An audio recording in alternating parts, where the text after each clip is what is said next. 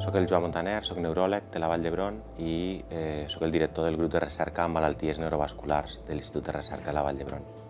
L'ictus és una malaltia molt greu, penseu que és la primera causa de mort en dones a Catalunya. L'artèria del cervell es tanca, llavors no arriba sang, amb la qual cosa, si aquesta oclusió dura molt de rato, els malalts tindran la sintomatologia, tindran el que anomenem un infart cerebral, la sintomatologia d'aquesta àrea del cervell. La gent es quedi, per exemple, sense poder parlar, sense moure mitja part del cos. A la Vall d'Hebron hem tingut l'oportunitat de participar en l'estudi més gran que s'havia fet fins ara al món sobre genètica de l'ictus. Penseu que hem pogut, entre més de 14 cohorts de tot el món, posar junts, diguem, més de 72.000 malalts.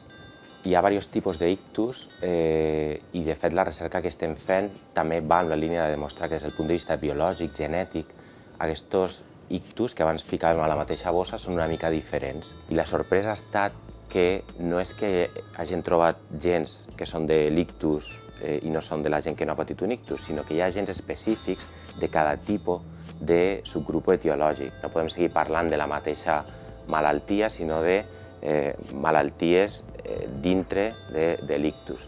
La gran importància per nosaltres com a neuròlegs és que això ens obre les portes a tractar possiblement diferent amb el futur amb aquests malalts. Si coneixem cada un dels gens propis d'aquesta malaltia, cabria la possibilitat, des del punt de vista terapèutic, de donar unes drogues específiques al nostre entorn. El fet que tinguem un hospital i un institut de recerca tan a prop fa que aquest tipus de recerca translacional, clínica, es pugui portar a terme amb un grau de competitivitat altíssim. Jo vaig estudiar Medicina a la Facultat de Medicina de Cádiz, jo soc d'allí, d'una universitat petitona, i quan vaig acabar realment tenia que triar una especialitat mèdica.